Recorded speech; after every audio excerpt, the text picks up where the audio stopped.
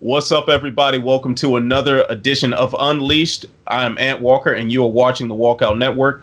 As always, I'm very excited to introduce the panel to you.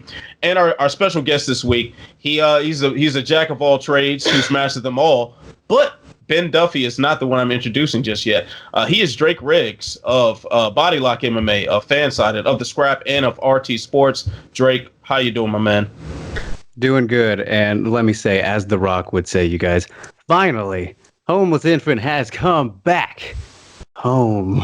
Cannot believe it. Never thought I would be doing something with Sherdog again, you guys. Here we are. Who would have thunk it? Great. Oh, man. Hey, definitely good to have you, Drake. So now, of course, we gotta introduce the staples of the panel, the guys who are here each and every week.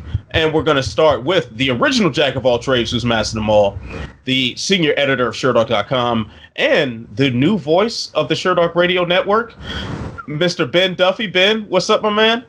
Hey, it's a great day to be here. As you alluded, I did participate in the relaunch of the Sherdog Radio Network in cooperation with Between Rounds Radio, which, of course, is in the hands of the originator of the Sherdog Radio Network, Mr. TJ DeSantis. So it was a bit of a surreal moment doing some live radio today with the OG of OGs.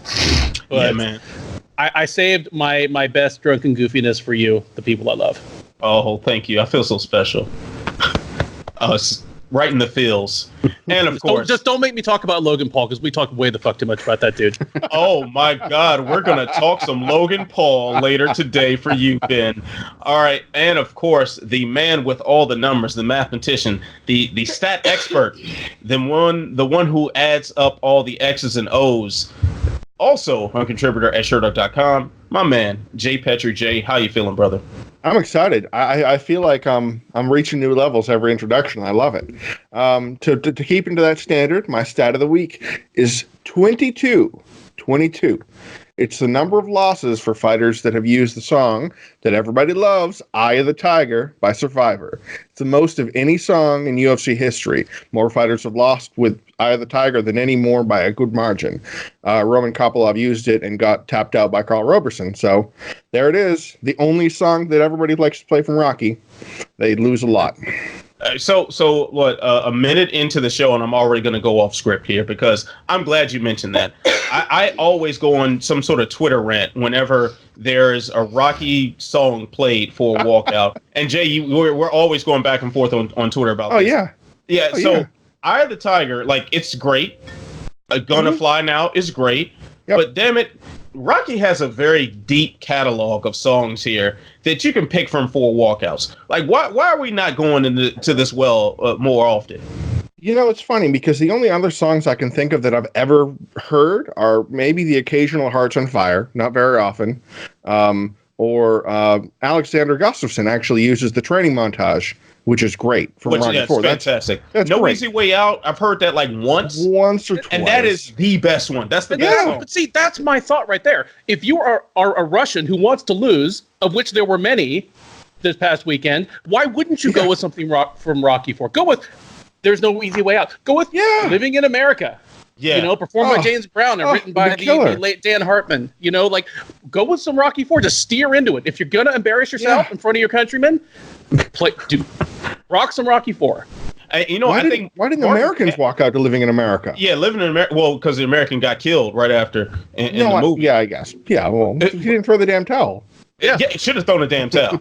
Should have thrown the towel. But also another one that's slept on. I think Martin Kampman used this once or twice. 3-6 Mafia, It's a Fight off of Rocky Balboa. Guys used to use that a lot, and then for some reason it stopped. Now they use Last Breath by Future from the newest Creed. I think it was Creed 1. But they're evolving in their uses of, hey, it's a new song for my Rocky movie. I'm going to use that one. So now it's all about Last Breath. I'm old and I don't like terrible movies, so you've lost me at this point. You know what? One thing that we will not have on this panel, Ben, we will not have Rocky slander. Get that all the way the fuck up out of here. The Walkout Network is pro Rocky. You remember that. You sit that drink down and you respect Rocky. Oh, yeah. See, look, I feel good. I've taken some control, exercised some authority, and there wasn't even the speed back just yet. It's not my day. Like I tried to tell TJ DeSantis that Oklahoma was in the Midwest, and I got my knuckles like wrapped with a ruler, and now I'm getting it here from the homie aunt. So like, oh no, not my day. You can't have a Midwest conversation with TJ and expect to come on. Yeah, I would never bother. Yeah, that's that. Just don't even try. So before Drake falls asleep here, let's go ahead and start talking about some mixed martial arts. So Drake, I'm gonna start with you, homie. Zabit Magomedsharipov, is he the next featherweight contender? Swing or miss? I'm going to say miss right now. I just don't think that.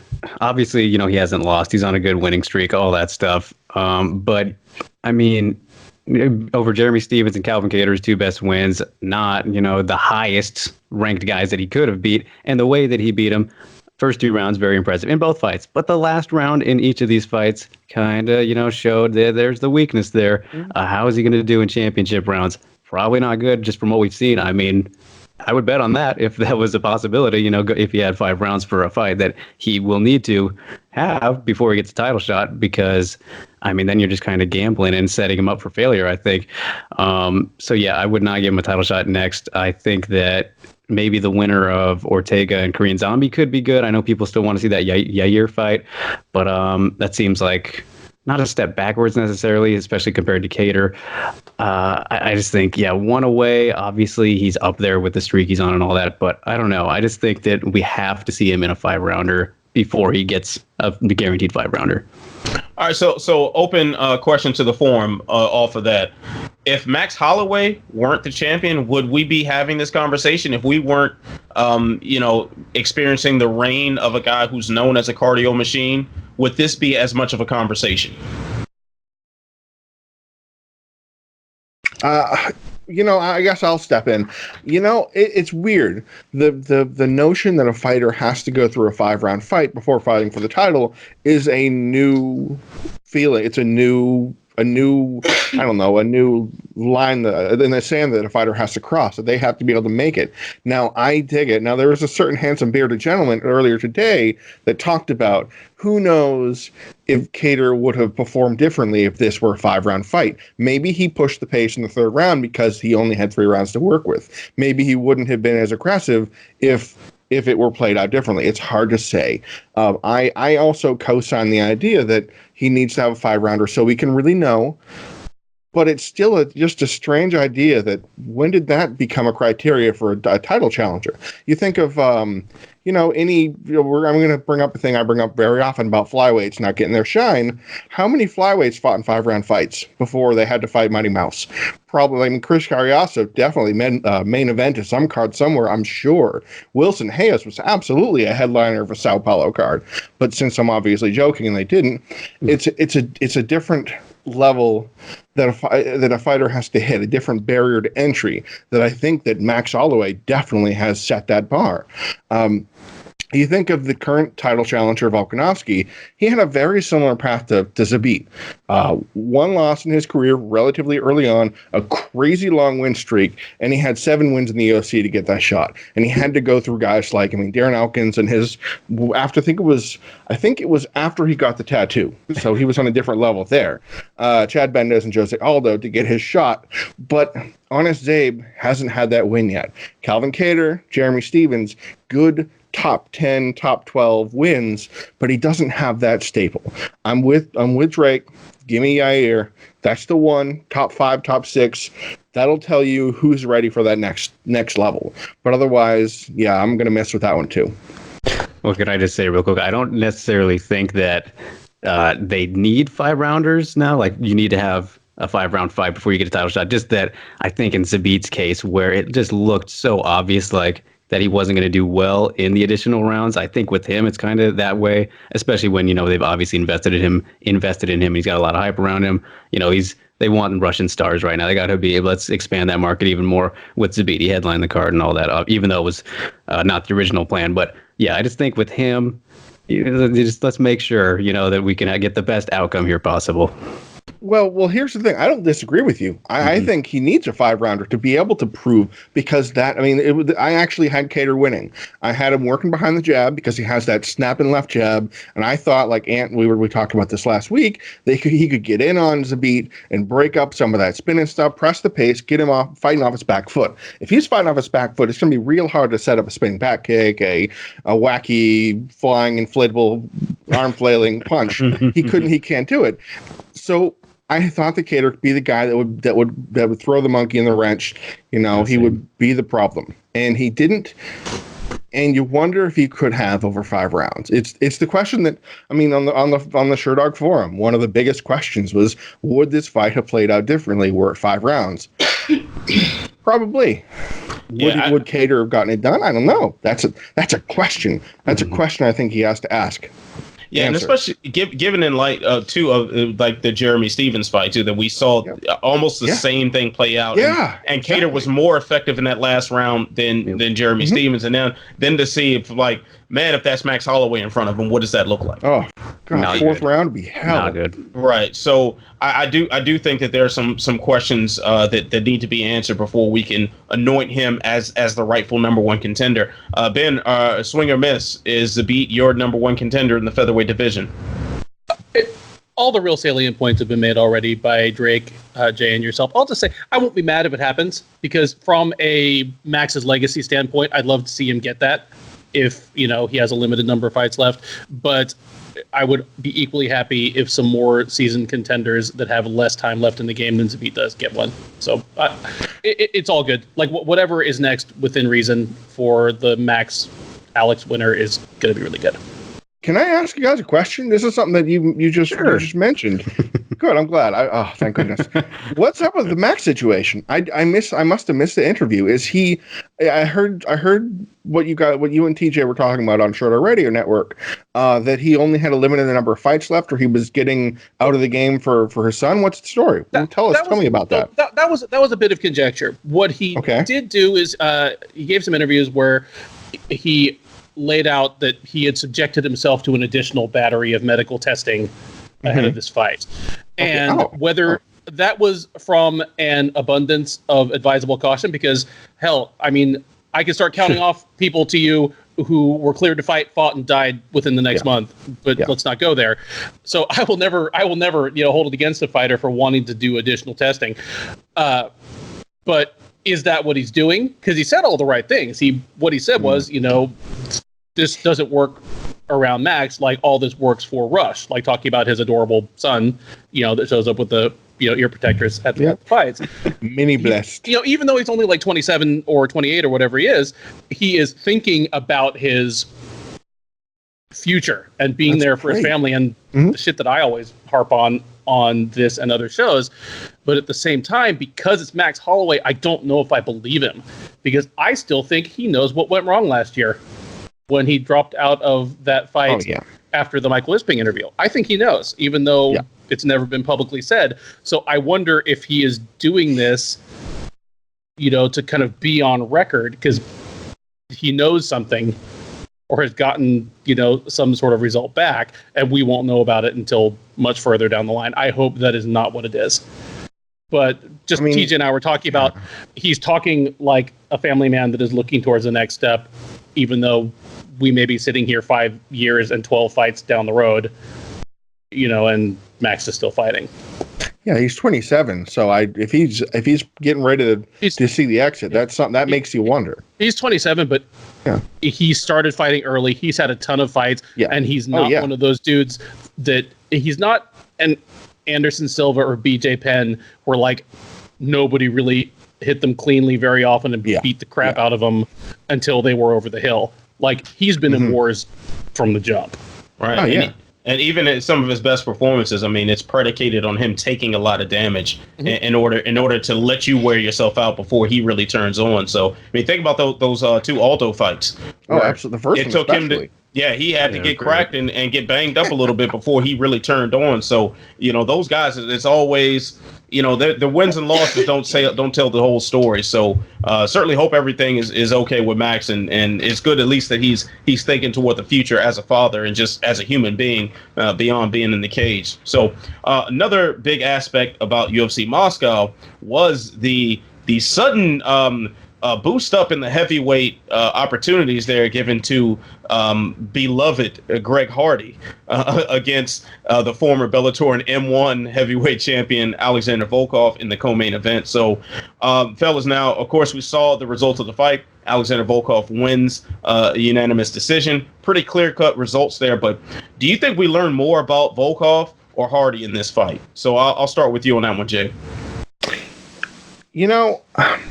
I'm gonna throw a monkey in the wrench again. I don't think we learned anything about either of these guys. I don't think to a significant degree. We kind of saw Volkov's performance play out the way it frequently does when a guy comes off of a big, resounding, dramatic knockout loss. We all saw the performance against Derek Lewis, which was about a year ago, winning 14 and a half minutes at least. And then 14:50. Yeah. Then the big shots, and then 10 seconds to go, Lewis knocks him out. Like Brendan Schaub trying to get his soul back out. So, you could kind of tell he was. Ben got some free chicken the next day. Yeah. You could kind of tell because he was engaging, but this is a heavyweight fight, and he's, as I said earlier, working behind the jab. He does that often. He's 6'7" with an 81-inch reach. I think he had a reach advantage over Hardy. So he was kind of sticking with that left jab and working with that body kick, but he didn't really seem to commit to anything. And that made me think he was more gun shy and concerned what's going to happen if I leave myself a little too vulnerable, if I try and overextend myself and go for a longer combination. I'm going in on Greg Hardy. He clocks me with the right hand. That's the kind of thing that a fighter can get in their own head and go, I don't know if I'm willing to take those risks. Now, can he shake out of it? Sure. But then you look at Greg Hardy. Okay, he made it 3 rounds without an inhaler. He won 1 round on one of the 3 judges' scorecards for Sherdog. And I gave him maybe 1 or 2 significant strikes that he landed where he kind of caught Volkov, caught him at the end of his punch when he was really kind of reaching out to get him. He did tag Volkov a couple times, but over the course of 15 minutes and a couple failed takedown attempts, we didn't get enough other than, okay, yes, Greg Hardy's not top 10. Well, yeah, of course not. We knew that. Maybe you guys can school me. Did we learn anything? Drake, what do you think? Did we learn anything here? I think that we learned that Greg Hardy can go past the first round without cheating. Let's put it that way. But as for Volkov, that's a hard takeaway, though. Hey, it's true. It's progress. That's literally true so far. That means he's growing as a fighter. Yeah, he's improving. But just to go off of what you were saying about Volkov and being gun shy, I think that could also play into the fact that this was short notice, and the fact that he was at home and he did not want that to happen. What happened against Lewis happened at home and against a short notice guy whose really only chance was to land the bomb on him. And he might not have even known who Hardy was going into this fight. It's not like he knows about him. He lives in Russia, and Hardy's known in America for all the stuff he's known for. So yeah, I don't know. I think it was just more of him just trying not to recreate what happened last time, because it was essentially he did the same thing with Lewis, except against Lewis he hurt Lewis a lot more and was more of a vintage Volkov performance, and then just couldn't beat the clock. All right, Ben. So who do you think we learned the most about? Volkov. Hardy, to quote the late great Dennis Green, he was who we thought he was. He shouldn't have beat Volkov. I wrote the recap for this for Sherdog, and I just said, Volkov showed Hardy what the next level looks like. That's as it should be. It's a 6-fight veteran fighting a 40-fight veteran. It looked exactly like it should. It did teach me something about Volkov, because even if he didn't know who Hardy was, and if he didn't know who Hardy was, I envy him. But even if he didn't know who Hardy was before he went into this truncated camp, He went into that fight knowing I am better than this guy everywhere, and he has exactly one way to beat me. All I have to do is not get caught with something silly. And he managed to play button down enough that he did not get caught with anything silly without being paralyzed, because he showed respect for the power, but no fear. I mean, I gave Hardy the first round, but I have no problem with Volkov getting the first round. But Volkov started rolling downhill faster and faster as it went along. So he wasn't scared. He wasn't tentative. He just played defensively sound. And as he established his range and his rhythm, he started beating up Hardy worse and worse. And that was the formula for him to beat Hardy. But that's also the formula for him to beat most of the heavyweights in the world. You know, he is a uniquely gifted and fundamentally sound heavyweight who, yeah, if he doesn't get caught with something stupid, he's going to beat all but about 3 or 4 people in the world. So I learned a few things about Alexander Volkov. Good for him. At 31, he is a spring chicken in the heavyweight division. And honestly, there's not that much tread off the tires for a guy that's fought almost 40 times. You know, good things in the future for Volkov. Volkov's like Mortal Kombat uppercut off the back hip to knock out Fabricio Verdum, like, is still one of my favorite terrible things that's ever happened. Like, you know, like when that uppercut landed, like, you know, like Jack Slack like fell over dead, and I like stood up and cheered because it was the most technically unsound thing ever, but just the most amazing thing. So, go Volkov. Yeah, I'm kind of with you guys on that. I mean, Greg Hardy didn't do anything other than be a guy who was very inexperienced, stepping in against someone who has proven himself time and time again to be an elite level competitor. And like, Hardy did what a guy is supposed to do in that situation. He's supposed to get outclassed. He's supposed to get beaten to the punch. He's supposed to lose in every way, shape, and form. The only thing I think, and I don't even want to say that we learned a whole lot about Volkov other than that he knows how to get a win when it's very, very important. I'm hesitant to call him gun shy until we see what he has to offer in another fight. If he takes that same approach where he doesn't go for those kill shots, I mean, Volkov has made quite the career for himself by being a very aggressive striker and coming forward and just throwing.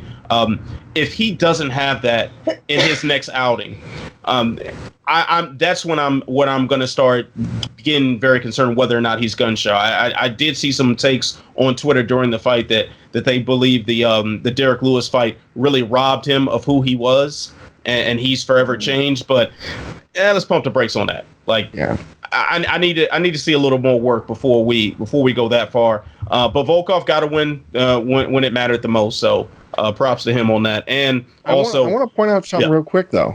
I found this, and it kind of surprised me. Hardy's significant strike totals increased landing. He landed more as the fight went on. Like, he landed like 15 and then 20 and then 25. So that I didn't see that in the fight. In other words, I didn't see that happening, but apparently it did. Statistically, it did, at least. Yeah, it didn't. That's a stat that kind of surprises me. One thing that in particular that really surprised me, Hardy kept circling to Volkov's power side. He did this for the majority of the fight, and you know, this is a pretty common mistake with inexperienced fighters. But you get the right experienced guy, especially a guy with the kickboxing acumen of Volkov, and you're probably getting a head kick landed on top of your head. So close. And I was waiting for that bomb to drop for the entire fight, and it just never did. And that's the sort of thing that pre-Derek Lewis Volkov would have capitalized on all day. So if we see his next opponent make that same sort of mistake and Volkov not go ahead and execute right at that moment, yeah, gunshot might be the right words to describe him afterwards. So, all right, fellas, let's move on from there, because in addition to the UFC's offering in Moscow, Bellator 233 took place the night before, and probably the most significant part about that card was the end of the brief retirement of King Mo, followed very quickly by the re-retirement of King Mo Lawal. So a quick knockout, very odd secrets how that happened, but we just said he retired, he re-retired, and came back and all this other stuff. Is this really the end for King Mo?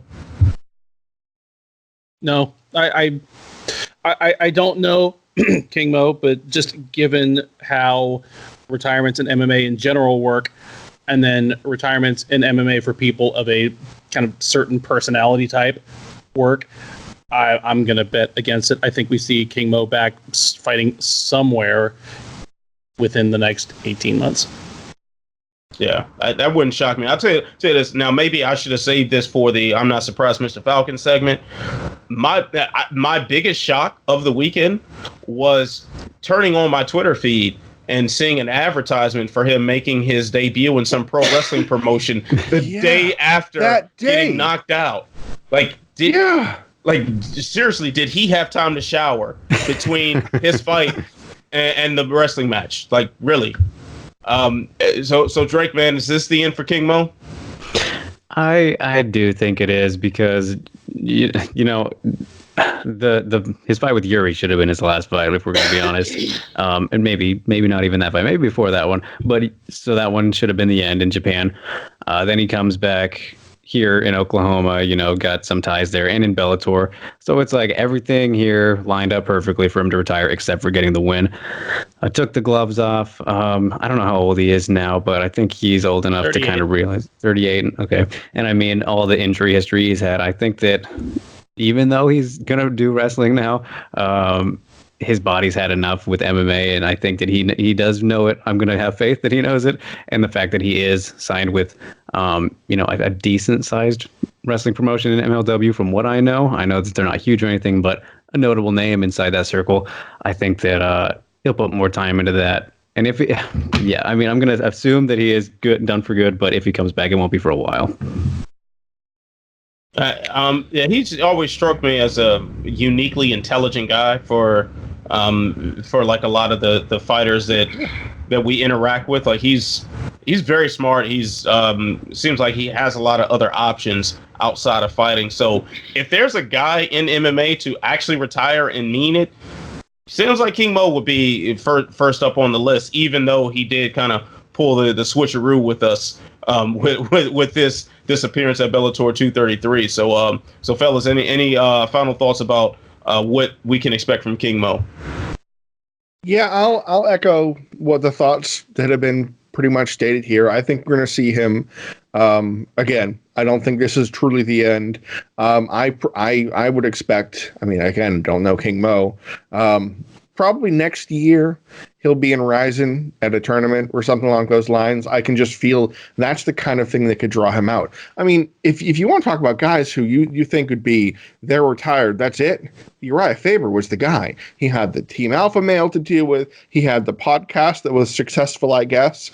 He had a whole bunch of other opportunities. He always talked about property, and he was a landlord and all these money-making opportunities. You figure that he'd be the guy to get out. So Mo, I don't know enough of what he does on the side besides coach and have a show of his own. I just, having seen, Duffy said it, having seen retirements these days, that itch is just too strong. You can't resist it for forever while you still have the ability to step in the cage. I think more and more fighters that should take the cues and go, okay, I'm going to move on to another stage of my life, would do that. I mean, he retired on Ryzen with a very similar explanation of I've done what I needed to do here. I won this tournament in this company. I had a Strikeforce belt. I did my thing. I lost several times by knockout, including sometimes very dramatically. Ryan Bader starched him in 15 seconds, and that was a tough knockout. This knockout was, I had to rewatch it. It looks like Chuck Liddell's last 5 or 6 fights. Yeah, exactly. That's right. It did. It looked like a shot that a fighter should normally be able to eat, that for some reason just didn't, and he couldn't anymore. It was like the inverse of Anderson Silva and what's his name, Sandman Irvin. because he caught the kick and then he landed the right hand to finish the job, which very unusual and strange circumstances. I mean, let's face it, respect to King Mo, but this was a fight that he was supposed to win. This was a hand-picked opponent without any fights in any major promotions, with any notable significance in a smaller weight class. By the way, he went to 195 for this. He hasn't fought at 195 since he wrestled in college. So this was everything that he wanted. This was his request to Bellator. Okay, I want this, and this in my relatively home state, in front of friends and family and people and everything like that. And he got smoked in less than a minute and a half. Some fighters, we know to chase that win, to go out with that one win, and that's it. I mean, you think of fighters, Melendez, BJ Penn, Andrei Arlovsky had that when he had that 5-fight losing streak, that fight probably too long to chase that win. I really hope he doesn't become one of those, because the knockouts aren't getting better, but I think he will. I think he's going to try again and get a win.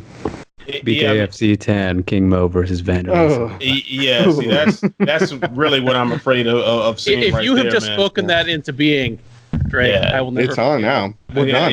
David Feldman, pick up the phone. Dave Feldman right now. He just heard what you said, and he is going down his Rolodex right now, trying getting to sweaty. Feldman's scrolling right now. Yeah, he is hitting up some context. I do want to talk for just a second about the mechanics of that knockout, because that's a punch that really shouldn't be able to generate knockout power.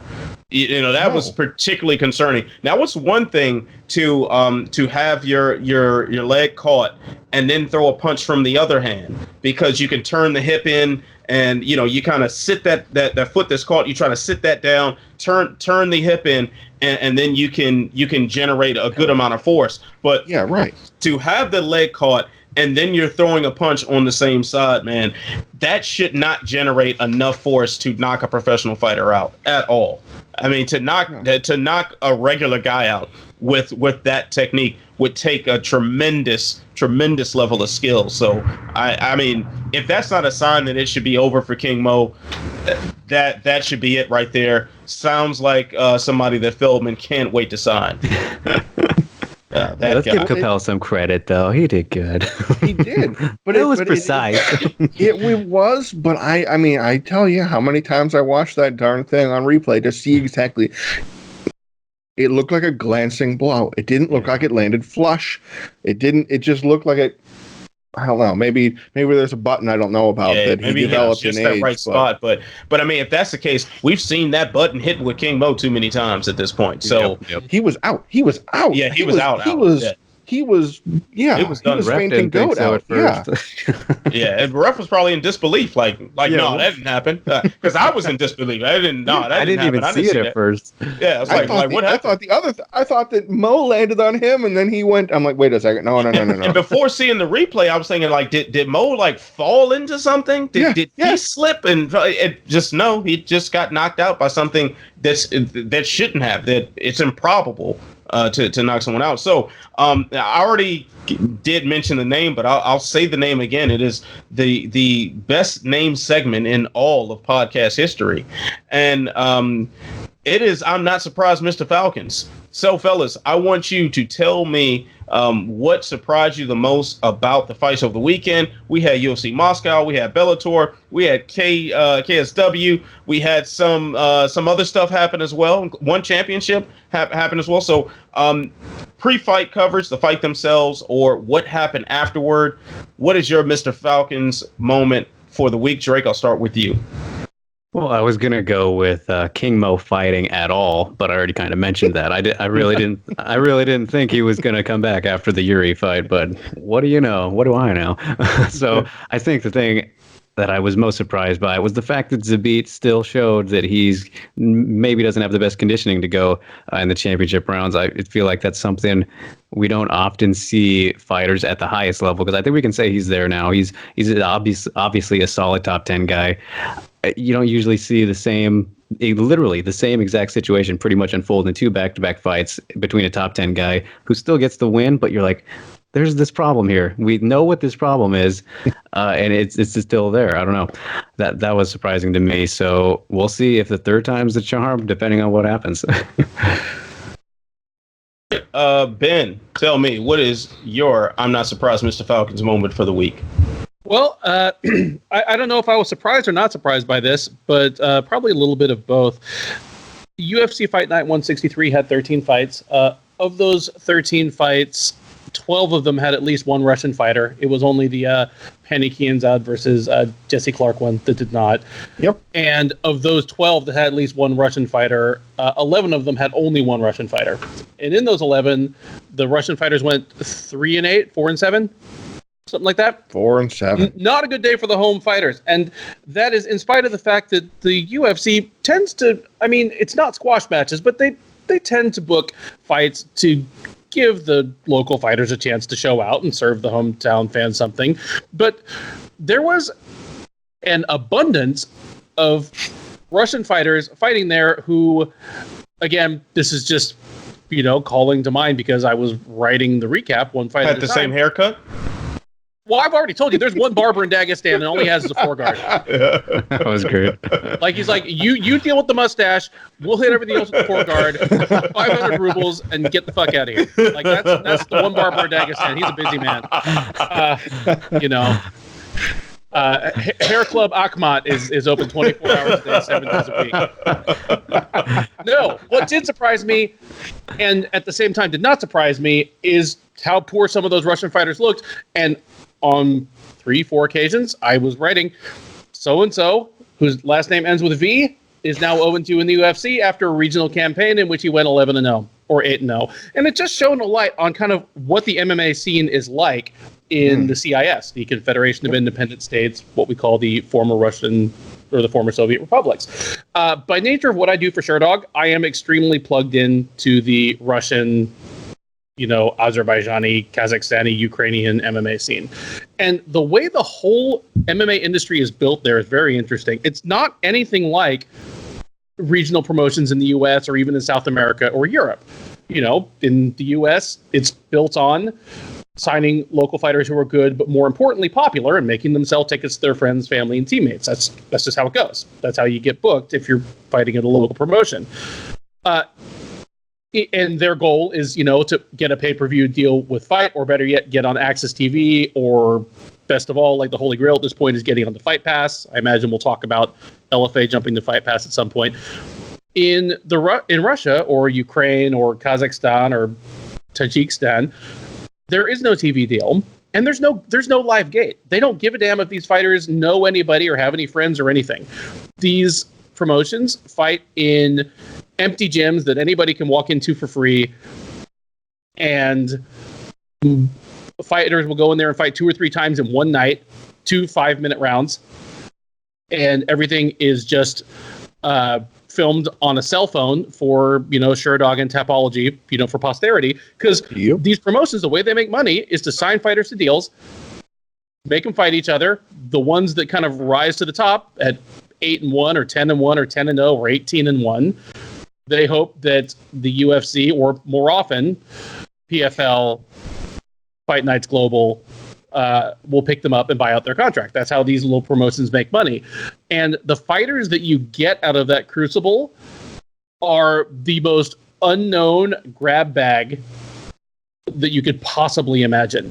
You do not know whether that fighter is the next Khabib Nurmagomedov, or a guy that doesn't belong even on the Contender Series, let alone the UFC. Dmitry Smolyakov types. Dmitry Smolyakov types, where, I've already talked about his, dual PED bust, when those fighters make it to this level, it is a cross between a Kinder Egg and the box at the end of 7 that has, Brad Pitt's head in it. You don't know, you don't want to know what's in the box. And it's just interesting to see these fighters that, have been weaned on these Eastern European and former Soviet Republic promotions, finally making it to the big show and seeing which of them are actually big-time fighters and which just have really been inflated by promoters trying to sell goods to Western promotions. Because it's something that, I and now Jay fight against constantly.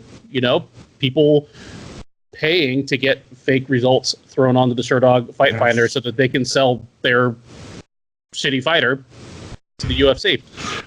Roman Kopylov, before I knew that he cursed himself by walking out to that awful song, I was saying last week on this show, I think he's the real deal, but I think Carl Roberson is going to be too much too soon for him. Absolutely. And I'm repeating that because it's not very fucking often that I'm right. But that's a long way around saying that I'm not surprised and yet I am surprised Mr. Falcon's moment is seeing such a concentrated dose of Russian prospects being put through the crucible and seeing so many of them falling short. It's kind of interesting, and it throws the work I do working with promoters and managers in that part of the world into a new light. That's it. Reach. All right. So, Jay, tell me, what's your I'm not surprised Mr. Falcon's moment this week? Well, I'm just going to focus on one fighter's name that ended in V, even though they were, I think, 12 of the 13 fights had a V-named, surnamed fighter. So, Magomed Ankalaev. You know, we talked about this last week. His match against Dolce Lungabiana, Dolce champion. Or you started saying a name, and I just started laughing and saying that dude is dead. And, big, powerful, whatever you want to call him, guys. I was on the fence because I thought, okay, maybe this is Dolce's moment to shine. Wait a second, he's going into hostile territory. He's a huge underdog. Ankalaev is going to make a statement performance, and he did. I expected Ankalaev would win. I mentioned in the play-by-play, they have reputations for being crushing strikers despite having a knockout rate of about, 50%. Okay, fine. Okay, you got to have hype. Okay, I'm good with that. I did not see Ankalaev getting a finish in that fight. I thought it'd be a 3-round, dominant, one-sided beating. I did not see a highlight reel coming. Ankalaev won the first round, faked out Dolce, had him biting on every feint, it seemed, worked him out in the clinch, really, really took the second. I think I had a 10-8 in the second, got him down and was just beating the brakes off him with elbows. Maybe could have been his finish then, but Dolce made it. So you figure a guy like Ankalaev would gas out in the third round. 30 seconds into the third round, he flicks up a front kick. Just, whoa. It was a record screech moment. He caught him right on the jaw with a front kick you'd see from Anderson Silva or Lyoto Machida. Just a beautiful, picture-perfect front kick. Dolce's spinning around and falling on the ground. Before he hits the ground, Ankalaev's on him with a follow-up, almost like a Dan Henderson, Michael Bisping kind of diving attack he went on him. I had a lot of flashbacks of some of those Karate Kid-esque, just split the guard with a front kick, but bang, out cold moments, and that was beautiful. Man, that was just picture perfect. That was a highlight reel, and because other guys with bigger names have done it before, it's a shame that wouldn't make it on a highlight reel, because what are you going to do? Put it behind Anderson Silva's? No one cares. But yeah, that was sweet, and he was the first man to knock out Dolce too, so yeah, that was just... I'll take it. I needed that during fight night, and that was beautiful. Yeah, that was a gorgeous knockout, and I'll just go ahead and roll that over into my I'm not surprised Mr. Falcon's moment, because the sensei himself, Steven Seagal, in the building, the man who taught Anderson Silva that kick in the first place, and by osmosis, that's why it happened. Yeah, that's exactly why. He taught Ankalaev. By osmosis, Ankalaev figured out how to do that kick mid-fight because he saw the presence of one rather ridiculous-looking Steven Seagal sitting cage-side. So I'm not surprised Mr. Falcon's moment is how ridiculous Steven Seagal looks now. He looks like a complete moron. Crystal hanging around his neck translated the knowledge of the kick. Are you talking about the D-list of Batman villains right there? When you're looking at Seagal, he looks like a complete joke right now. But that joke is still permeating into front kicks in high-level mixed martial arts, apparently. So, I don't know what's in the water over there that Putin's got him drinking, but with his hair, he looks like Super Macho Man, just from the top. I mean, that silly goatee. It's a work of art. Yeah, and why is he dressed like a Shaolin monk? Like what? Because he's above the law, man. Oh, yeah. Oh man. So this is Jay. It is awful. It's truly He's hard awful. to kill because of that goatee. That goatee is a war crime, which is probably why he's there. He's hiding because there's so many war crimes that like nobody's going to bother him about it.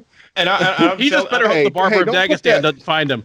Oh yeah, barber of Dagestan come on, don't finds put him, that goatee under siege on me there. Come on, man. Nobody will even recognize his ass. Jesus Christ.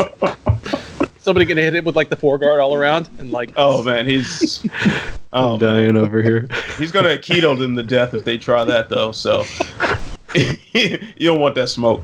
All right, so.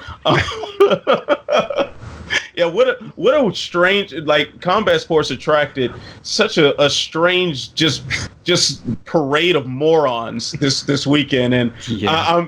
I'm pretty sure we'll talk a little bit more about that since I got to get an up close look at a fair amount of those morons. So I'm sure I'll get enraged and rant on about it at some point later on. But all right, so let's move along before we completely devolve.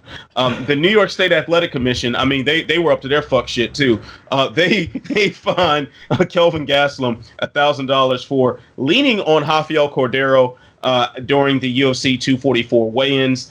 Corey Anderson received a $10,000 fine for his spirited celebration that involved a slight shove to the referee after his win over Johnny Walker. Now, fellas, are we looking at these penalties as just? Now, obviously, I labeled it as fuck shit, so you kind of know where I stand on it. But anyone else want to chime in on what they think about the NYSAC and their dishing out fines this past week?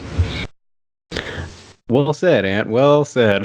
I mean, if anything, okay, if you're gonna hand out these fines, I would have imagined this to be backwards.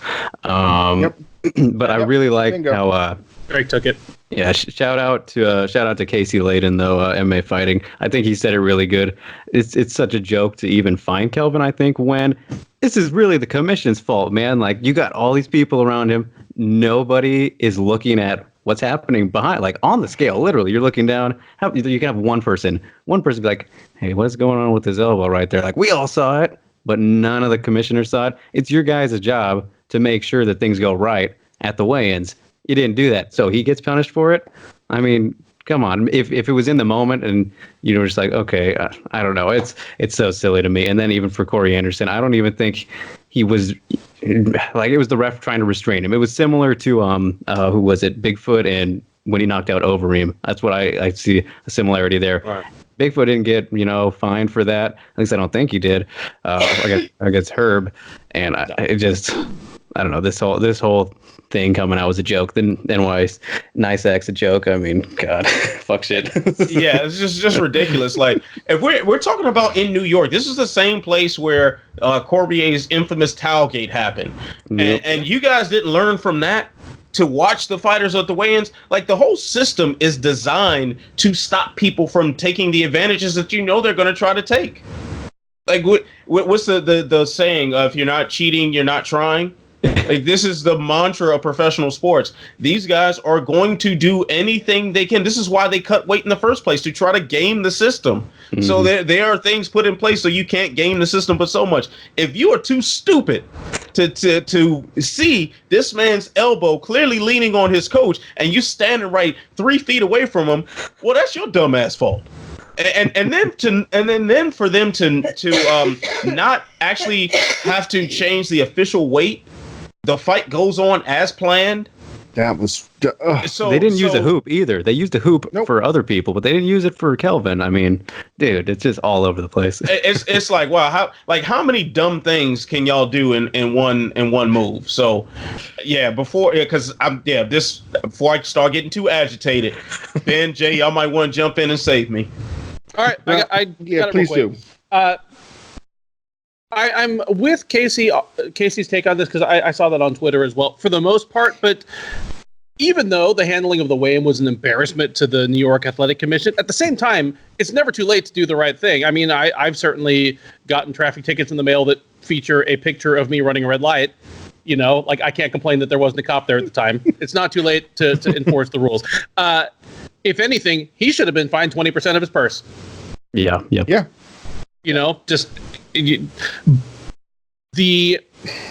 The Corey Anderson fine was way overblown. I mean, He got fined for being black and overly jubilant.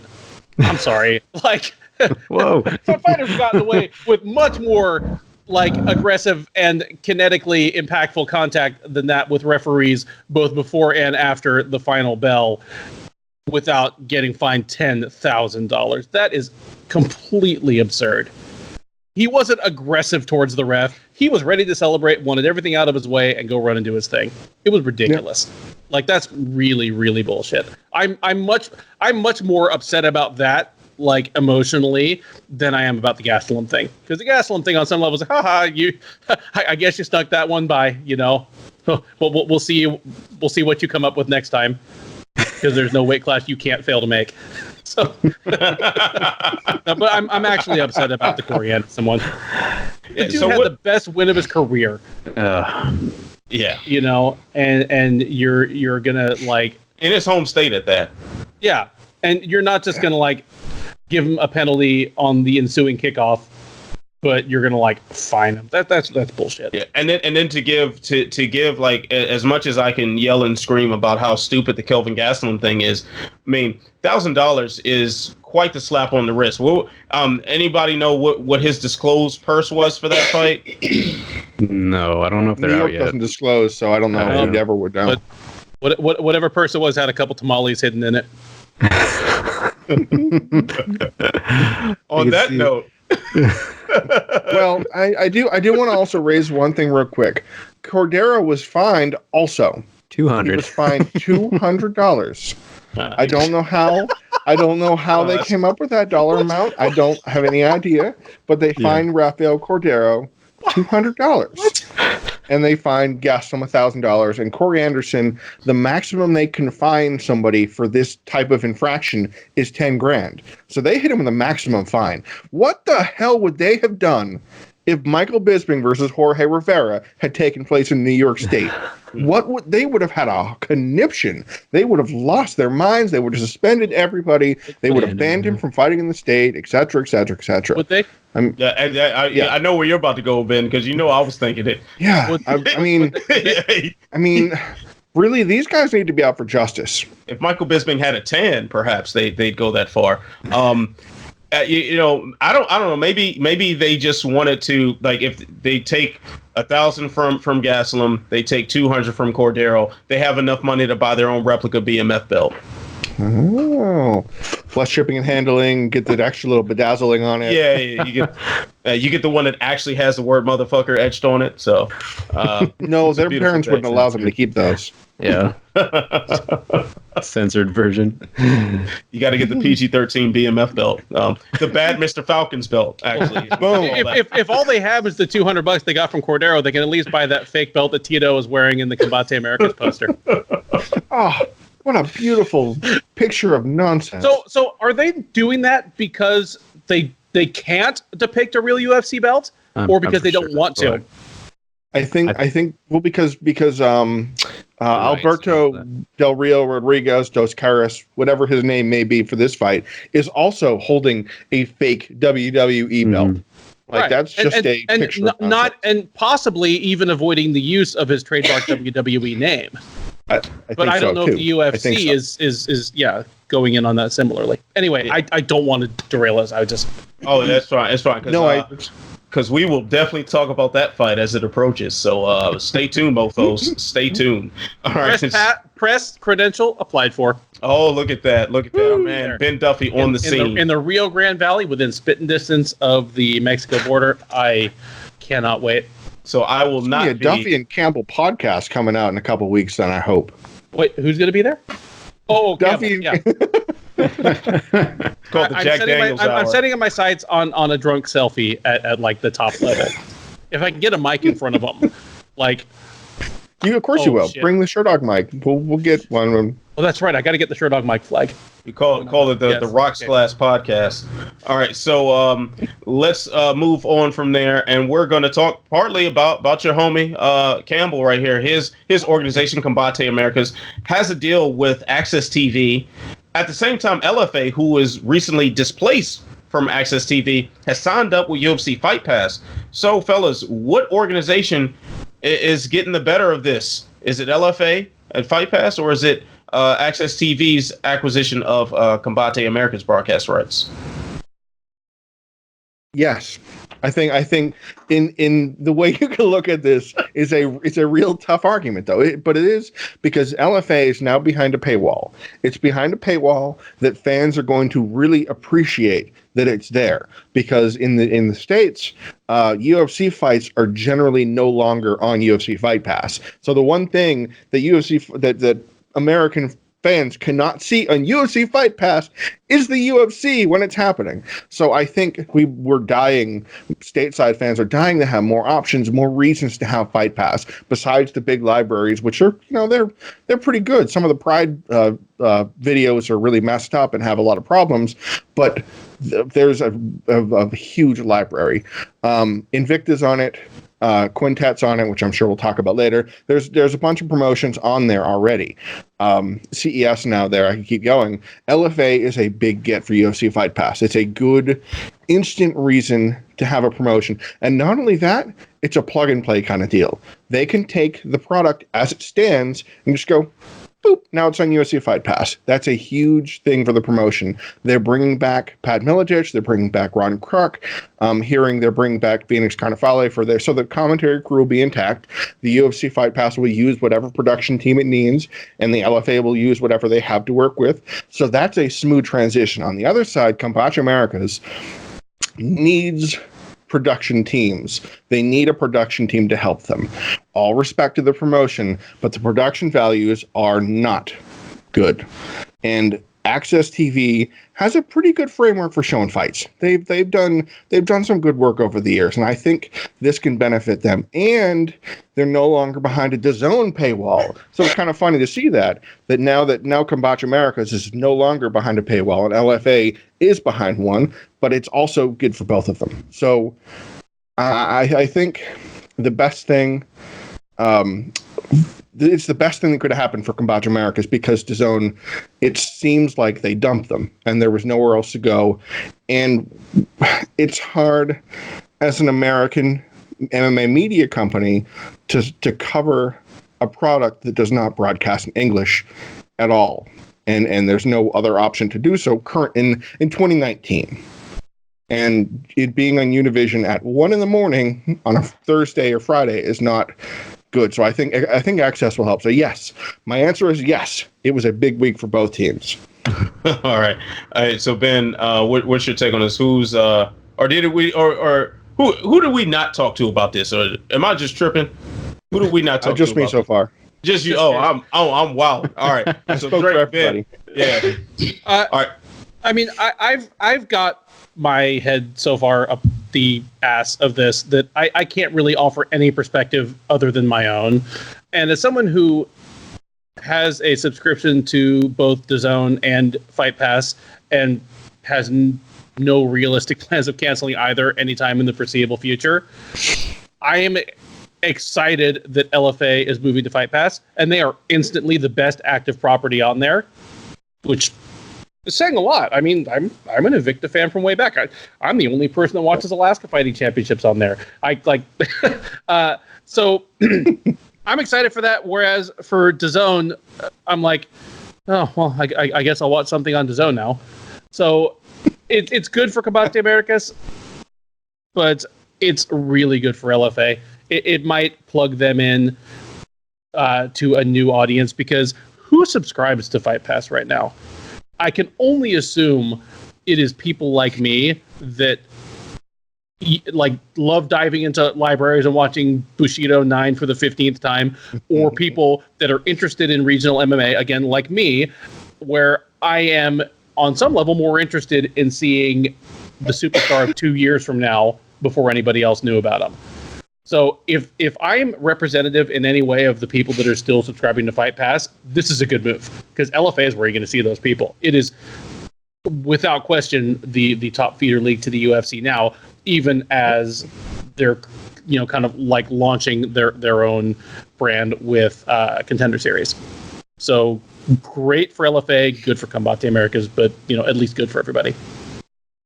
All right, Drake. So who comes out better? Is it LFA or Combate? I don't have too much more to add to this. You guys have pretty much nailed everything.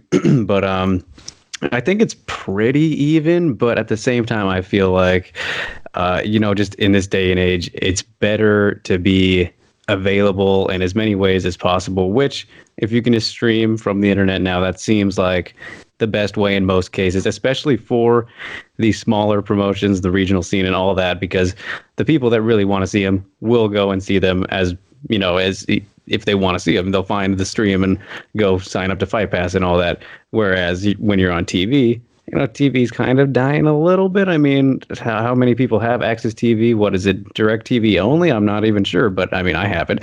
And then the fact that you're partnered with something related to the UFC, that's beneficial. So I have to give the edge to LFA in that regard, because it's like, Invicta being with UFC Fight Pass, that partnership that they have now. Geez, I mean, they're calling the Invicta cage the Octagon now. They let them do that. So, I mean, it's just like these little things, and the fighters benefit from it more, I think.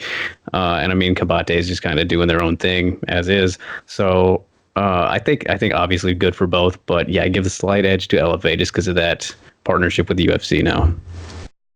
I'm not sure if you guys are probably right. LFA is probably making out ahead because the being so closely aligned with the UFC, even more so than just being a de facto feeder league. But I do think that Combate, it has a unique position there at AXS, because similar to when the UFC left Spike TV and Bellator tried to slide itself into that role, when you establish a channel as a haven for particular programming, hey, the person to pick up those reins tends to do pretty well for themselves. They can pick up some of that spare audience, and especially now with AXS TV kind of doubling down on their pro wrestling their pro wrestling broadcasting, that age old tie-in of wrestling with MMA, they can Combate can pick up some American viewers there. But on top of that, though, man, I didn't think about that. They really, Combate, their bread and butter is the Spanish broadcast. Their bread and butter is Univision. So anything else is kind of extra for them at this point. And I think they're okay in that role. They don't mind being there. They're developing a scene, in Spanish speaking territories. What's up, Jake? That's a really, I didn't even think about that, and that is a fantastic point that it didn't even come to me. That Thunder Rosa, I think, a professional wrestler, made her Combate Americas debut. It wasn't successful, but it was another besides Dolce, the Dolce girl, another famous wrestler. AXS has a direct tie with AAA. So that is a easy go-between that we could see. And that, fighters bouncing back and forth. We saw a very limited and really disappointing version of that between Bellator and TNA Impact, when they shared a couple guys and Rampage went over. King Mo, I guess, served as a guest ref. But that kind of crossover, Camacho will absolutely steer into that. So that's a good point. Yeah, already with Alberto. Yeah, exactly. So it's already there. So, gentlemen, I'll give you, since I did make such a fantastic point, I'll give you more time to lavish me with praises before we move on. The floor is yours. Great job, man. Thank you. Drake, you're welcome back next week. All right. So now this is time. Where'd I put my phone? Here we go. It's a make or break time for Drake now, though. Oh, this is it. See, Drake, this is where what happens right here. Are you really the sixth guy? We're going to find out this time. So let me go ahead and pull up the timer, because we are about to do the speed bag, and that is when I get to really flex my authority on the Walkout Network. And this is a fantastic day for me when I get to do that. So I am going to give you each 10 seconds to answer a question. Now, let's go ahead and crank this volume up on this a little bit there so you can hear the bell. And I'm going to start with you, Jay. Alrighty. So we've had a lot of crossover talk. We just got finished having a bit of crossover talk. One of the crossover things that were mentioned lately was Tyson Fury and his ambitions to fight MMA. He was training with Darren Till, and whatever. It was what it was. But do you think Tyson Fury has a future in MMA? And go. No, he would get taken down in 30 seconds. He'd be discouraged by the process and he'd hate the sport. It would take him one fight and he'd be out. Yeah, sounds about right to me. Drake, 10 seconds, man. Tyson Fury, does he have a future in MMA? No, boxers can't MMA. Stick to pro wrestling, dweeb. Oh, man. I'm just going to go on a limb and say that is going to be the best answer that we'll have for all the questions on this feedback today. Yep, but Ben, that'll do it. I'll allow you to do me the privilege of talking over time and letting me cut you off. So you have 10 seconds. Does Tyson Fury have a future in MMA? Absolutely. Absolutely. He is already the second best 6'9" or taller fighter of all time, right behind Semi Schilt. But don't forget that Schilt actually started in no holds barred fighting before moving to kickboxing. I want to see Tyson with one glove on in the ring, tapping. You say he's better than Stefan Struve? Yep, he's already better than Stefan Struve. Wow, Brutal. That is cold-blooded. All right, ice cold. Dude, whatever you can say for Tyson Fury, he has two eyebrows.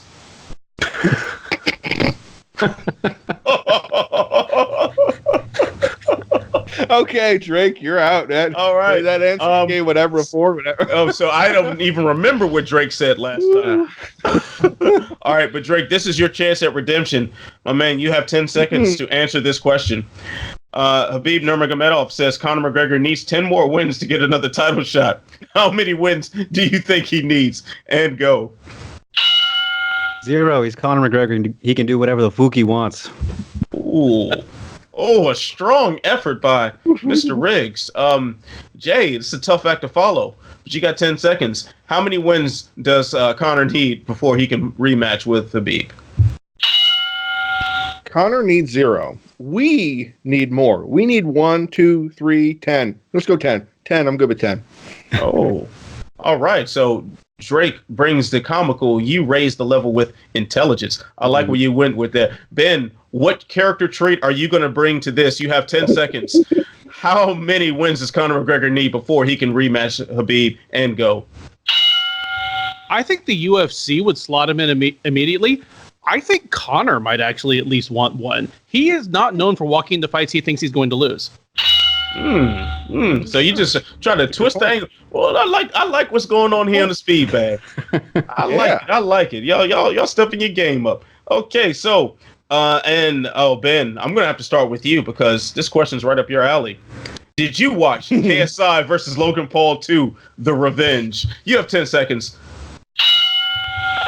No, I did not, and I resent every moment of research I had to do even to talk intelligently about it. Oof. Fuck this with a backwards porcupine.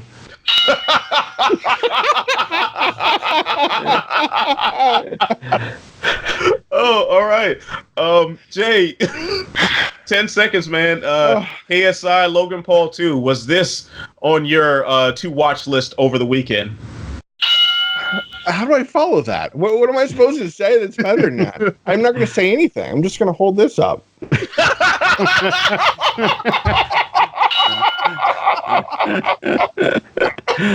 Oh, man. All right, Drake. Well, the pressure's on to really deliver this time. You've got 10 seconds. KSI, Logan Paul 2. Let's get it. No, I didn't watch that. The only videos of white guys who have been to Asia that I watch are of me when I was in Asia. I don't know if we're going dark or we're going pornographic. I don't know where this conversation is going. I really like the ambiguity. We're going dark. I'm okay with it. Well, good. Drake met what he thought were like two lovely young Thai ladies in Bangkok, and it ended up being the worst unboxing since the end of 7. Oh, wow. Oh, taking it back to 7. Damn, this is a good night. I got a stitch back for you. Full circle. All right, yeah. Oh, man. I am deeply disturbed now. So now this is the time where I get to flex. All right, so I'm giving myself 30 seconds to answer all 3 questions. Granted, the last one, I just might have a little more to say, and I'll stop the clock. I'll allow it. Tyson Fury, does he have a future in MMA? No, he doesn't. I mean, he can make some quick paydays, but I really don't want to see that shit. All right, and Khabib, he's funny about the 10 more wins, but realistically, Conor McGregor just needs to say all he wants to do is fight Khabib, and the UFC just might make it happen. Now, did I watch KSI versus Logan Paul 2, The Revenge? Unfortunately, I watched it twice. And the first time I saw it, it was live, so maybe that counts as watching it 3 times. I have no idea.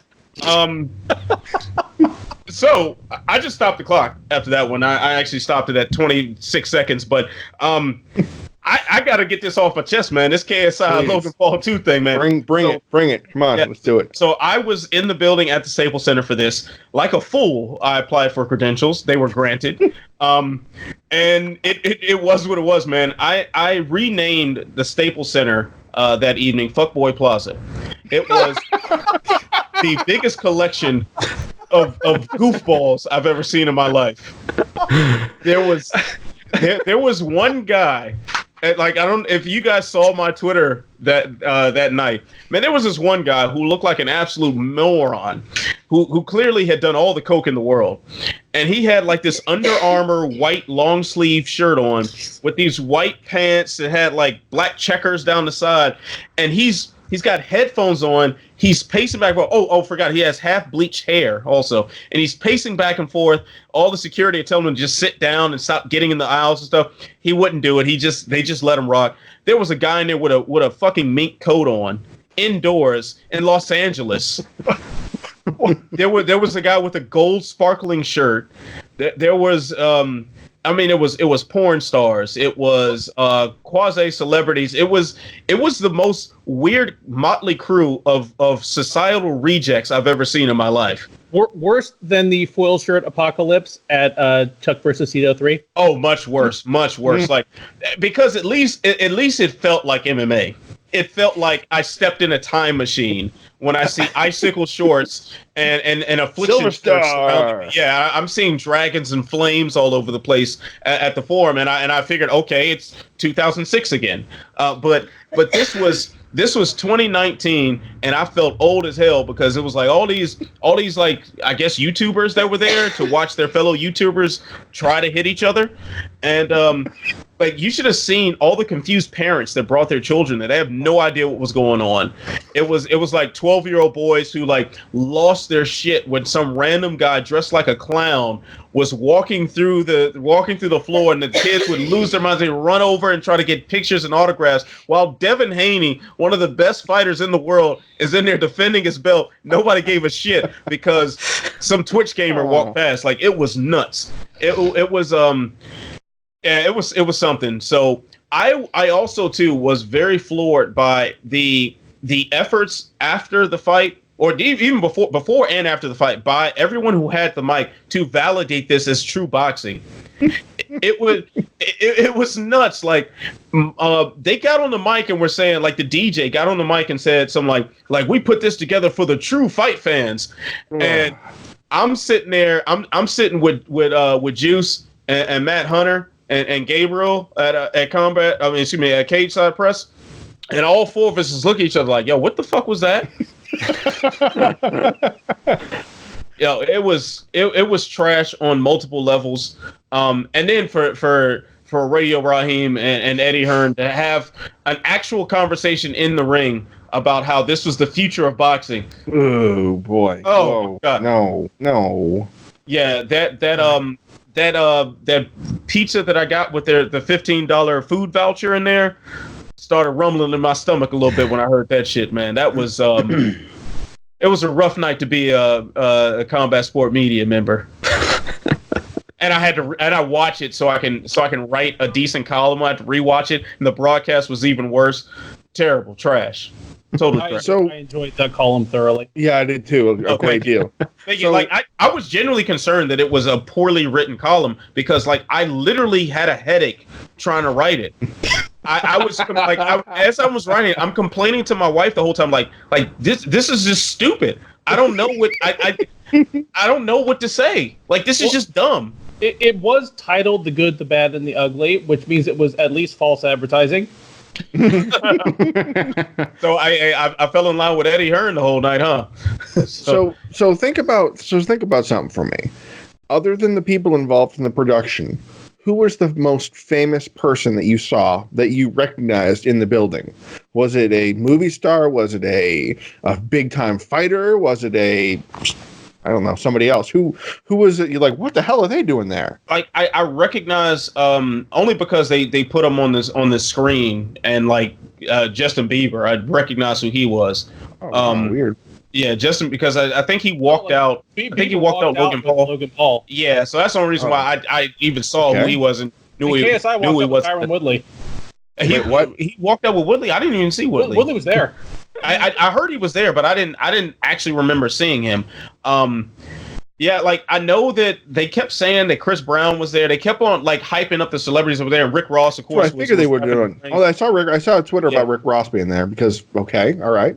Yeah, like one of the patron saints of lust, Riley Reid, was there.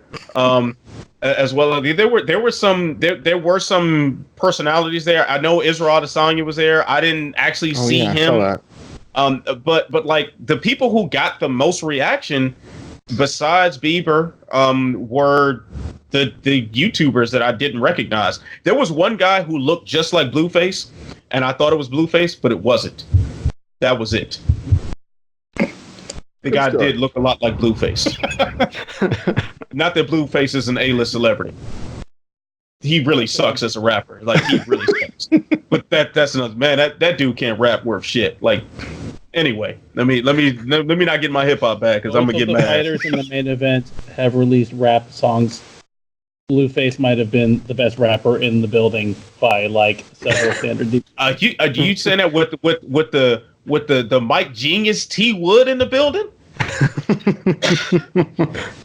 Oh man, his second single was just hot fire, man. He's on. His second single was actually all right. That joint was all right. It's like his flow is whatever, but yeah.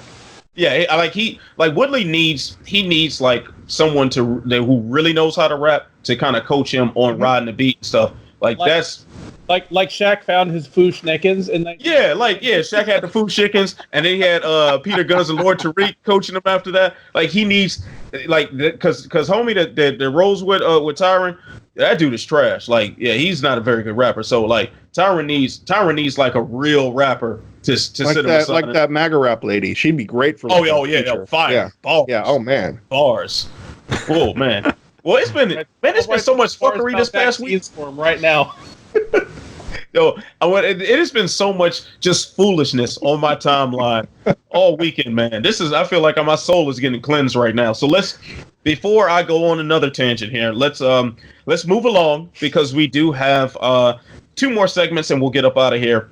The UFC is ending a 12-week stretch of events every weekend with Sao Paulo, the fight night there this weekend, and that's going to be headlined by Jan Blachowicz and Jacare Souza making his debut in the UFC at 205 pounds. So, gentlemen, can you let me know what is a potential fight of the night? And with at least one Brazilian in each of the 12 bouts, will this end up being UFC Moscow all over again? So, Drake, I'll start with you. I don't know. Yeah, I think so. I mean, most of my picks I was looking over before we came on here, and I was like, okay, just to see how many Brazilians might pull it off here. I think I was pretty against them for the most part. I had like maybe 8 winning or so. I mean, I don't know. That's actually a lot. I don't know. But as for fight of the night, I'm really looking at the last 2 prelim ones are, two of them on the prelims, Ricardo Ramos versus Eduardo Garagorri. I think that'll be a very fun one at featherweight. Ricardo going back up to featherweight. Hey, not cutting weight. That's always a plus, right? And then Garagorri, still trying to make his name as the only Uruguayan, fighter that there is, undefeated. Just going to keep on looking for that momentum, keep it rolling, and beat a good prospect in Ramos, who has had some steam behind him as well. And then I'm looking at Sergio Moraes and James Krause. I think that's always a good one, but those guys are always in good fights, I think. So I think that matchup. Well, you don't like that one? No, I think you really like that one. Yeah. So. Those are my 2. I mean, and then obviously the main event I think will be really fun. Hopefully Jacare doesn't become another middleweight victim, but we'll see what happens. Cool. So, Jay, let me know what is a potential fight of the night in your eyes. Brazilians in Brazil so far in the numbers have a record of about, I don't know, 65 to 70% of their fights they win against out of town fighters. And this is they kind of build it as the kind of event like they do for Brazil cards. Every fight on the card has at least one Brazilian on it. We touched on it before. We touched on it plenty. We touched on it tonight about how they love to put fighters in matchups to win in front of a home crowd to kind of get that going. But on its face, I'm with Drake. I don't think it's going to be that kind of card. I think this is going to be one of those cards that's going to go, all right, we're going to have these Brazilians that are going to smoke these Americans, and we're going to go, I don't see. I mean, I like Kraus Marias. I think the way Kraus has been fighting, the way he performed against Warley Alves was, whoa, that was an eye opener. There's some Brazilians that are going to be faced with some hard truths. I think maybe they'll go 50-50 if they're lucky. I think it could be even less. Odds on this so far are very close. There are 3 pick'em fights on this card, and then a couple Brazil versus Brazils. Fight of the night, I'm going with, this is one of those cards that's going to probably have all the post-fight bonuses at the very end. It's just kind of build that way that you figure the big performances are going to come with the big names. Shogun Paul Craig, I feel like it's going to be one of those silly fights where they're beating the stuffing out of each other, like Shogun Tyson Pedro, where they're working each other. They are really doing some damage. I can see, because Paul Craig likes to get punched and likes to fall into submission attempts that don't make sense and pull off a last-minute submission. Jimmy Crute and Magomed Ankalaev, who I spoke of earlier, miraculous come-from-behind miracle moves. Shogun might fall victim to that if he isn't careful. I think that probably is my fight of the night. All right, cool. So Ben, pick your fight of the night for UFC's Fight Night in Sao Paulo. I mean, I pulled the face when Drake was talking about Moraes versus Kraus, just because I thought has Joe Silva even been gone like for 2 years from the UFC, and they're matching a guy on a 5-fight winning streak against a guy on a 2-fight losing streak? Like, what happened to winners fight winners? Why are they doing Moraes like this? Having said that, I expect it to be a really good fight. I mean, the fights that I expect to suck are Francisco Trinaldo versus Bobby Green. Oof. Like Bobby Green still comes from the school of like shake your head, pretend it didn't hurt. Striking defense. Yeah. Ariane Lipski, versus Priscilla Cachoeira on the preferably both fighters leave town. Cachoeira's out now, actually. Oh, what happened? Yeah. Yeah, she tested positive for diuretics. So who is it? Veronica Macedo, Yep. who's also on a streak of her own, I think. No, she's one. She finally won. She finally won, right? She lost 3 and then she finally won. Yeah, she beat Polyana Viana.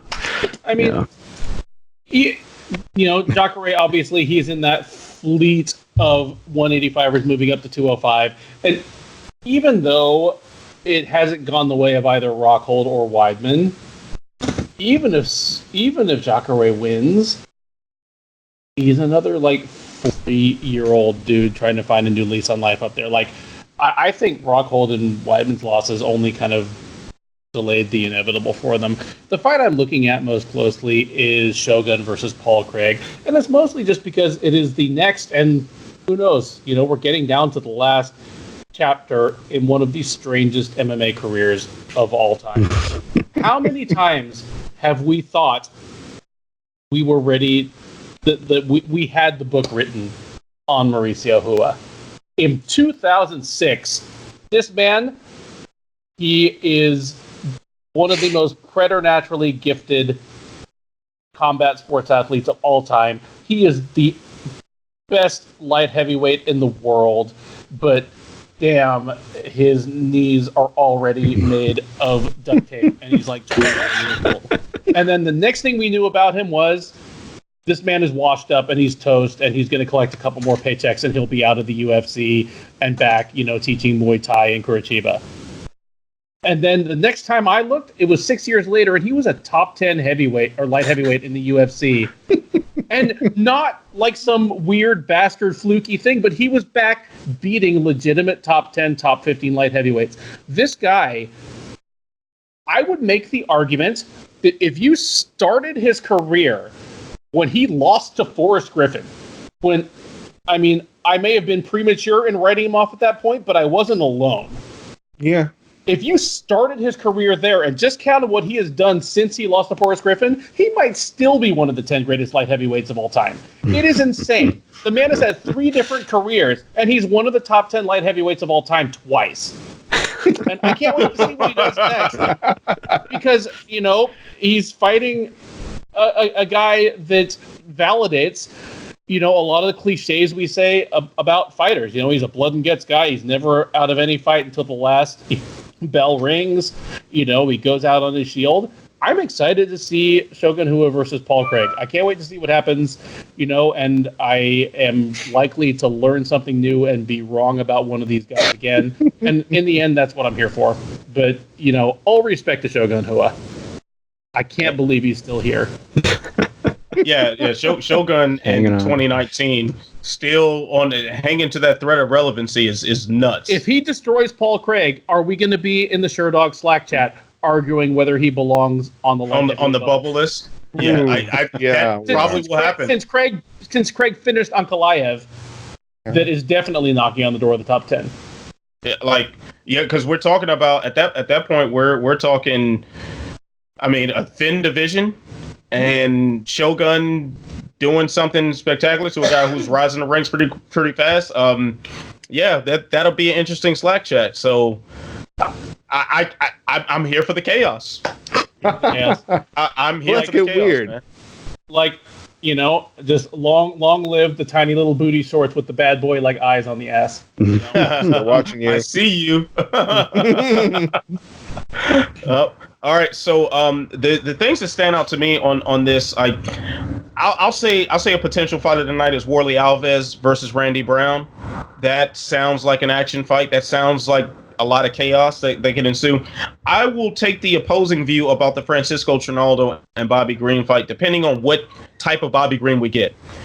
If we get the Bobby Green that fought Dustin Poirier, we might have we might have some excitement. If we get the Bobby Green that fought, I believe, Edson Barboza, not so much. So I'm very curious, and also to bring it back full circle, a guy who retired and decided that he's not retired, just a few months down the road. So very curious as to what Bobby Green's going to look like. I'm also very surprised to see Renan Barão back in the UFC.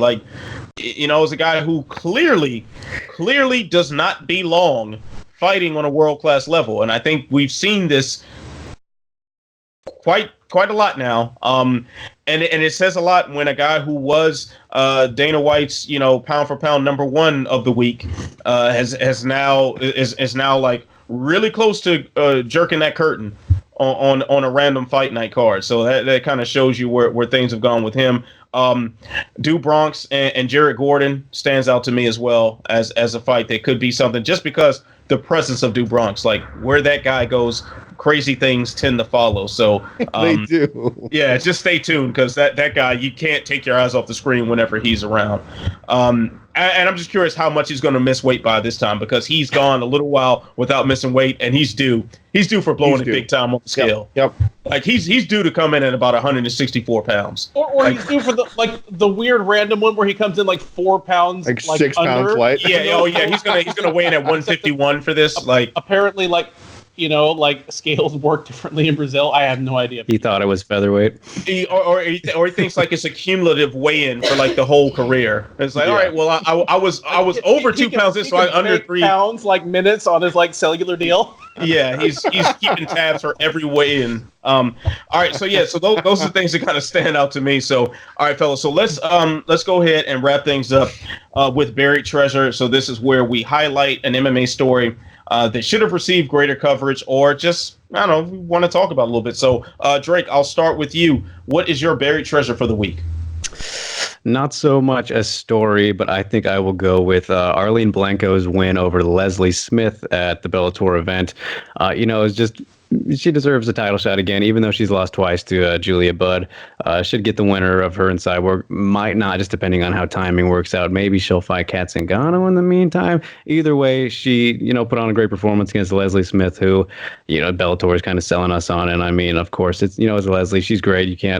I got nothing wrong with her, but, she was the spotlight of that fight. And then it's like, come on, we know how good Blencowe is. Those who have been paying attention anyways, one of the best featherweights in the world, number 4 in my opinion, behind the obvious champions that we have.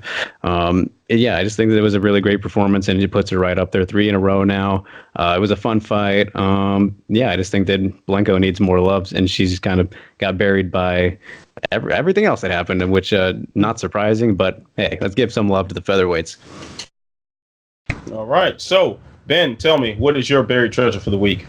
Well, I mean, about a week ago, one championship known as a very avid and hungry pursuer of, top-level martial arts talent the world over.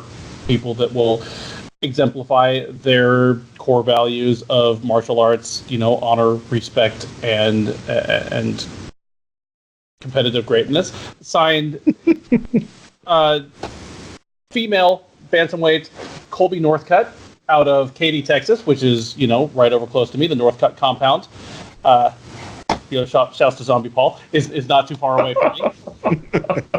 And I'm excited to see it because I was there for Colby Northcutt's MMA debut. She fought at an LFA event here in H-Town. And I don't know if she will reach the same competitive heights of her brother, Super Sage. That's a high bar to reach, and she might be far away from it. But she's only 26 years old, and she has a lot of the same traits that he does. Came out of the same training regimen at the Northcutt compound. So I'm excited to see what she does in one championship. She can compete in several different arts, several different weight classes, and I expect that she'll be a star in the making over there. To be seen by trillions of fans the galaxy over. Do they have women to fight her? Because she'd have to fight at 145.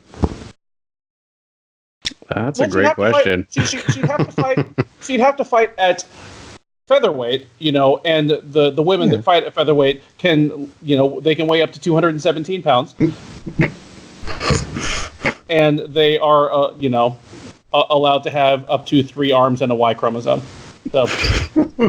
Let's not act like there's going to be issues with anyone on the scale at one championship.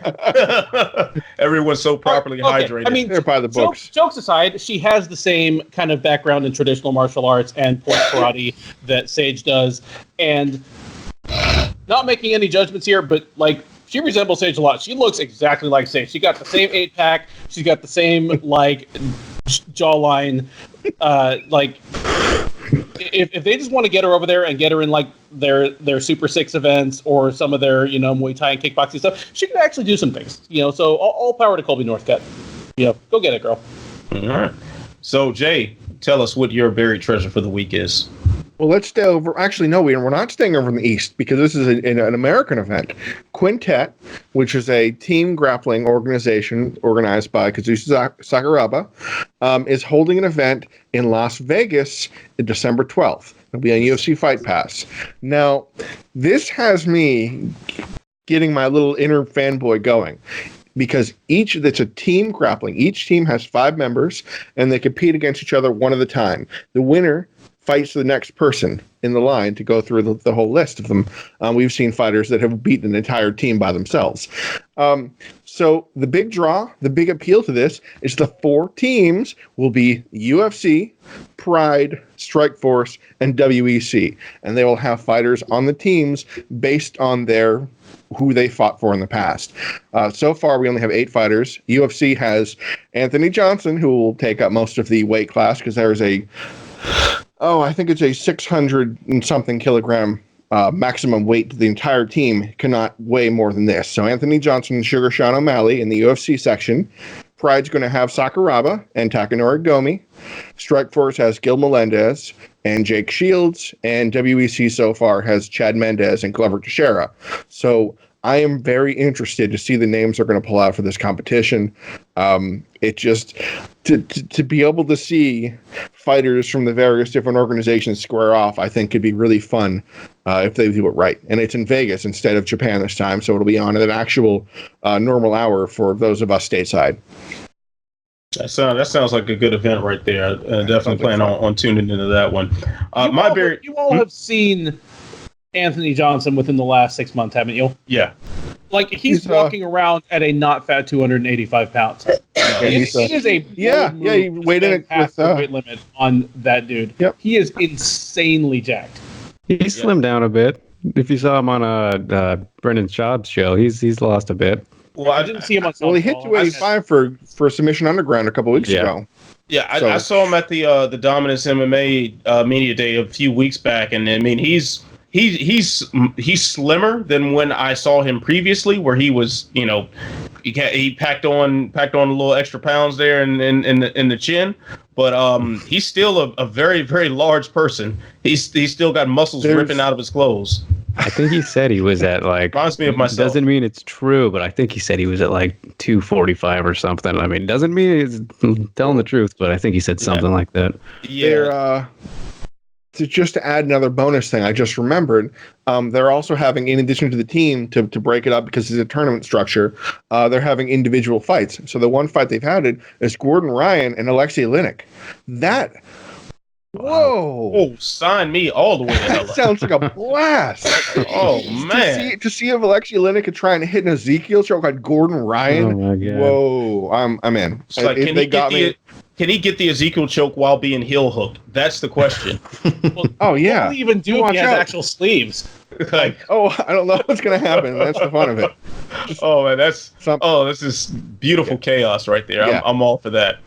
All right, fellas. So my buried treasure for the week relates to the Scrap Pack because Gilbert Melendez, former Strikeforce champion, UFC title challenger, has now been cut from the UFC. Can't say I was surprised by this move necessarily, but I just thought it would have come sooner since he was last seen fighting at UFC 239, I believe it was, against Arnold Allen.